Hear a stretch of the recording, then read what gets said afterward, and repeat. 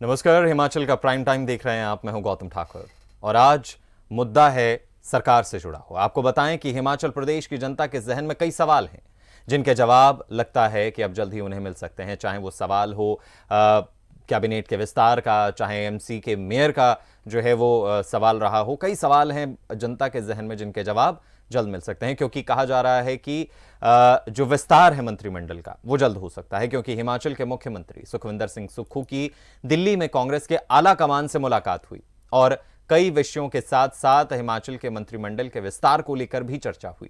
साथ ही नगर निगम के मेयर पर कौन होगा, इस पद पर कौन बैठेगा, उसको लेकर भी जो है वो इस विषय पर चर्चा की गई। सीएम सुखविंदर सिंह सुक्खू ने अपने 5 महीने के कार्यकाल की रिपोर्ट भी पेश की। क्या काम रहा, कितनी प्रगति हुई, किस तरीके से काम पूरे किए गए, उन तमाम मुद्दों को लेकर जो है वो विचार विमर्श, चर्चा जो है वो हाईकमान, कांग्रेस हाईकमान के साथ जो है वो की गई है। कई मुद्दे हैं, कई सवाल हैं, जिस पर ज्यादा जानकारी के लिए हमारे स्थानीय संपादक विजयपुरी जी हमारे साथ जुड़ गए हैं। नमस्कार सर। नमस्कार गौतम। सर, क्या लगता है, क्योंकि एक बहुत बड़ा सवाल कि आखिर मंत्रिमंडल का विस्तार कब होगा और बहुत लंबे वक्त से जो जनता है वो इंतजार कर रही है इसके जवाब का। क्या लगता है, क्या ये जल्द संभव है, और अगर जल्द संभव है तो कौन से चेहरे हैं जो आपको लगता है कि इस पद पर जो है वो विस्तार में जो है वो अहमियत रखेंगे? देखिए गौतम, मंत्रिमंडल के विस्तार को लेकर बहुत देरी हो चुकी है। हम्म। सत्ता में आए कांग्रेस को 5 साल 5 महीने का समय हो चुका है। जी। और 1 महीने का समय मंत्रिमंडल का पहला मंत्रिमंडल गठन करने में ही लग गया और 4 महीने हो चुके हैं जब मंत्रिमंडल का विस्तार नहीं हुआ है। प्रदेश में केवल मुख्यमंत्री सहित 8 मंत्री हैं। मैं यूं कहूंगा कि सिर्फ 7 ही मंत्री बनाए गए हैं, जबकि 4-5 अभी भी खाली है। तो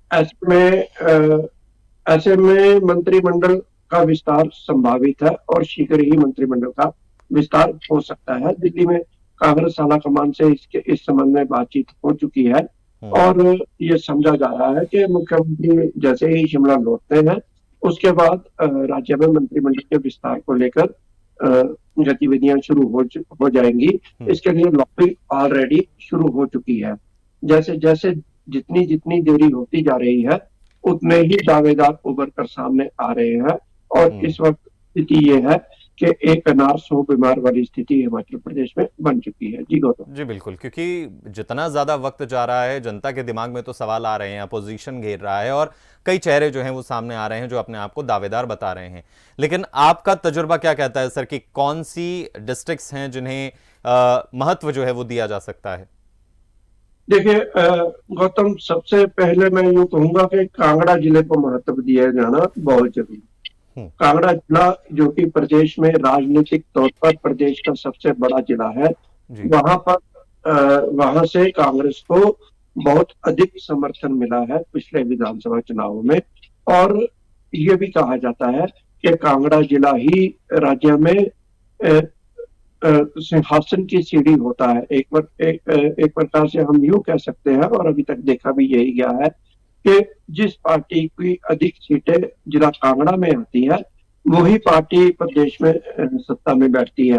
तो इस बार भी कांग्रेस को वहां से अधिक सीटें मिली हैं, तो कांग्रेस आज सत्ता में है। तो ऐसी परिस्थितियों में मैं यूं कहूंगा कि कांगड़ा को सबसे अधिक महत्व दिए जाने की जरूरत है, क्योंकि कांगड़ा से सिर्फ एक ही मंत्री अभी तक लिया गया है, क्योंकि वहां पर विवाद बहुत अधिक था। मुख्यमंत्री नहीं चाहते थे कि विवाद बढ़े और उसी के चलते कांगड़ा में सिर्फ एक ही विधायक को मंत्रिमंडल में शामिल किया गया, जिसका विरोध भी हुआ है कांगड़ा में। कांगड़ा भाजपा ने तो इसका लाभ उठाया ही है। भाजपा ये बार बार दोहरा रही है कि कांगड़ा के साथ सौतेला व्यवहार किया गया है और फिर कांग्रेस के नेता भी कुछ नाराज हैं। उनका भी ये कहना है कि कांगड़ा जिले को सबसे अधिक महत्व दिया जाना चाहिए था। दूसरा मैं यूं कहूंगा कि जिला मंडी भी जो है वो वहां से भी किसी न किसी प्रकार से किसी न किसी व्यक्ति को अहम पद दिए जाने चाहिए, लेकिन क्योंकि मंडी जिले से कांग्रेस को एक ही सीट मिली है, इसलिए मैं नहीं समझता कि मंडी से इस वक्त क्योंकि एक ही सीट मिली है और जो विधायक चुन आए हैं वो पहली बार विधायक बने हैं, तो हम्म, ऐसी परिस्थितियों में वहां से मंत्रिमंडल में उन्हें शामिल किया जाना मुझे लगता नहीं है कि संभव हो पाएगा। हम्म, उधर तीसरा, बिलासपुर जिला, बिलासपुर जिले में भी मंत्रिमंडल बिलासपुर जिले से बनाया जा सकता है, और राजेश धर्मानी वहां से प्रबल दावेदार है, और यह निश्चित माना जा रहा है कि मंत्रिमंडल में जब भी विस्तार होगा हम्म, राजेश धर्मानी को मंत्रिमंडल में शामिल किया जाएगा। इसी प्रकार जिला हमीरपुर से इस वक्त जो सत्ता का केंद्र बन गया है जिला हमीरपुर, तो जी, जिला हमीरपुर से मुख्यमंत्री स्वयं है, हम्म, इसलिए वहां से मुझे नहीं लगता कि किसी और को मंत्रिमंडल में शामिल किया जा सकता है। हम्म, जबकि वहां पर जो है वो इंद्रदत्त लखनपाल एंड हमारे जो है राणा, हम्म, अ, वो दोनों के दोनों अहम किरदार है, और महत्वपूर्ण राजेंद्र राणा, वो दोनों के दोनों सशक्त दावेदार है, और उन्हें मंत्रिमंडल में शामिल किया जाना चाहिए, ये मांग उठ रही है। लेकिन मुझे नहीं लगता कि उन्हें वहां से मंत्रिमंडल में शामिल किया जाएगा। जिला सोलन और जिला सिरमौर से ऑलरेडी मंत्रिमंडल में प्रतिनिधित्व है, हम्म, जिला किन्नौर से भी प्रतिनिधित्व है, जिला लाहौल स्पीति से, क्योंकि जनजातीय क्षेत्र से हम्म, एक ही लिया जाता है, तो लाहौल स्पीति से चाहे अभी मंत्रिमंडल में कोई शामिल ना किया गया हो, लेकिन वहां से अब कोई संभावना नहीं है अभी कि मंत्रिमंडल में से कोई शामिल किया जाएगा। हम्म, इसी प्रकार जिला ऊना भी है, तो जिला ऊना से उप मुख्यमंत्री मुकेश अग्निहोत्री स्वयं है, इसलिए मुझे नहीं लगता कि जिला ऊना को भी अब और अधिक प्रतिनिधित्व मिल पाएगा। हम्म। तो मैं यूं कहूंगा कि दो लोग मंत्रिमंडल में कांगड़ा जिले से और एक बिलासपुर जिले से शामिल किया जा सकता है। जी हम्म। गौतम। सर, सवाल ये भी आता है कि इतना लंबा इंतजार क्यों कैबिनेट के विस्तार को लेकर? किस चीज का इंतजार हो रहा है? क्योंकि अगर तो लोकसभा के चुनाव का इंतजार हो रहा है तो वो 2024 बहुत दूर अभी भी सफर है, लेकिन इतना लंबा जी इंतजार किस लिए? देखिए, ये मुख्यमंत्री के अधिकार क्षेत्र में आता है कि मंत्रिमंडल का विस्तार कब किया जाए। हम्म, मैं ये भी कह सकता हूं कि मुख्यमंत्री इस वक्त अपनी गोटियां बिल्कुल सुलझे हुए राजनेता की तरह खेल रहे हैं, हम्म, और वो जानते हैं कि कब, कहां और कैसे नेताओं को संतुष्ट किया जा सकता है। जी, तो उनका सबसे पहला प्रयास ये है कि अपने लोगों को, जो उनके बहुत करीबी माने जाते हैं, हम्म, उनको अपने मंत्रिमंडल में शामिल किया जाए, ताकि वो एक ऐसी टीम को तैयार कर सके जो न केवल वर्तमान में बल्कि भविष्य में भी मुख्यमंत्री के साथ रहे और उनका साथ देते रहे। तो ऐसे में अगर वो फौरी तौर पर मंत्रिमंडल में कुछ अपने लोगों को, तमाम अपने लोगों को शामिल कर लेते, तो उन्हें परेशानी हो सकती थी, बगावत हो सकती थी, और बागी असंतोष और बगावत के थ्रू नेता विद्रोह कर सकते थे, और धीरे धीरे वो चिंगारियां सुलग भी सकती थी। हम्म, अब मुख्यमंत्री ने 5 महीने के कार्यकाल में अपने आप को प्रमाणित करने का प्रयास किया है। उसका हम्म, सबसे बड़ा उदाहरण यह है कि नगर निगम शिमला में उन्हें खुलकर समर्थन मिला है, और ये एक मुख्यमंत्री की बहुत बड़ी उपलब्धि मानी जा रही है। तो ऐसे में अब मुख्यमंत्री अपने लोगों को सामने आगे ला सकते हैं, कांग्रेस आला कमान को ये बता सकते हैं कि वो यदि अपने लोगों के साथ मिलकर काम करते हैं, तो उन्हें प्रदेश के विकास के लिए भी उन्हें खुली छूट मिलेगी, और दूसरा ये कि उन्हें आने वाले समय में वो एक सशक्त टीम के माध्यम से कांग्रेस को भी मजबूती दे सकते हैं। तो हम्म, शायद इसीलिए इंतजार किया गया, और अब वो रास्ते खुल रहे हैं। जी हम्म। गौतम। सर, हमने बात की नगर निगम चुनाव को लेकर। क्या लगता है, मेयर की कुर्सी कब तक खाली रहेगी या इसको कब तक जो है वो भरा जा सकेगा? देखिए गौतम, मेयर के पद को लेकर मुख्यमंत्री स्वयं पहले ही ऐलान कर चुके हैं कि वो जैसे ही अपने कर्नाटक दौरे से वापस आते हैं, तो वो हम्म, वापस आते ही वो अपने पत्ते खोलेंगे। उनका ये भी कहना है कि वो कांग्रेस अध्यक्ष प्रतिभा सिंह से बातचीत करने के बाद ही हम्म, वो इसको मेयर के पद को घोषित करेंगे, और उसके बाद उप मेयर के पद को भी घोषित किया हम्म, जाएगा। तो मुख्यमंत्री 12 तारीख के आसपास से आने वाले हैं, और वो जैसे ही आते हैं तो उसके बाद ये सभी तमाम चीजें जो है वो शुरू हो जाएगी राजनीति इस पर। लॉबी पहले से ही जारी है, और मेयर और उप मेयर का जो पद है वो दोनों भर दिए जाएंगे। जी गौतम। जी। तो सर, अब हाईकमान से सीएम मिलते हैं, कई मुद्दों पर चर्चा होती है, और साथ ही साथ ये भी एक ब्यौरा देते हैं कि उनका जो 5 महीने का कार्यकाल था वो कैसा रहा। तो अगर मैं आपके तजुर्बे से जानना चाहूँ तो सुक्खू का जो 5 महीने का कार्यकाल रहा, उसमें से कौन सी ऐसी चीज़ें जो आपको बहुत बेहतरीन लगी, जो कदम बहुत बेहतरीन लगे और जिन्हें लोगों द्वारा भी सराहा जा रहा है, और वो कौन से कदम हैं जो आपको लगता है कि ये ठीक चीज़ें नहीं थी या इसे बाद में अप्लाई किया जा सकता था? देखिए गौतम, इससे पहले कि हम उनकी उपलब्धियों पर बात करें, मैं अभी हम सबसे पहले आवश्यकता इस बात की है कि जी। वर्तमान राजनीति में क्या हो रहा है उसको लेकर क्या करें। तो जी। सबसे पहले मैं ये कहूंगा कि मेयर और उप मेयर के पद को लेकर उतनी ही बड़ी लॉबी इस वक्त चल रही है, लॉबिंग, जितनी बड़ी लॉबिंग मंत्रिमंडल के विस्तार को लेकर चल रही थी। तो इसमें एक गुट ऐसा है जो ये चाहता है कि मुख्यमंत्री समर्थक को मेयर पद सौंपा जाए। इसमें जो है वो सुरेंद्र चौहान, जिन्हें गुड्डू भाई के नाम से भी जाना जाता है, वो मुख्यमंत्री के बहुत करीब है और करीबी नेताओं में से एक रहे हैं। तो उन्हें मेयर बनाया जाएगा, ऐसी अटकलें उसी दिन से लगाई जा रही हैं जिस दिन से चुनाव संपन्न हुए हैं और परिणाम आए हैं तथा गुड्डू भाई जीते हैं। जी। उसी दिन से ये कहा जाता रहा है कि सुरेंद्र चौहान को मेयर बनाया जाए, लेकिन लॉबिंग बड़ी सशक्त हो रही है। इस वक्त एक ऐसा गुट भी खड़ा हो गया है जिनमें प्रतिभा सिंह भी है, और जो प्रदेश कांग्रेस अध्यक्ष है, और जिनमें विक्रमादित्य सिंह भी हैं जो लोक निर्माण मंत्री है। उनका ये कहना है कि मेयर या उपमेयर में से जो वो खुलकर बयान दे रहे हैं, जिसमें उन्होंने ये कहा कि मेयर और उप मेयर पद में से एक व्यक्ति जो है वो महिला होनी चाहिए, क्योंकि अधिक महिलाएं जीती हैं। तो ये मांग ने लगी है, ये आला कमान के द्वार तक भी गई है कि मेयर किसी महिला को बनाया जाए।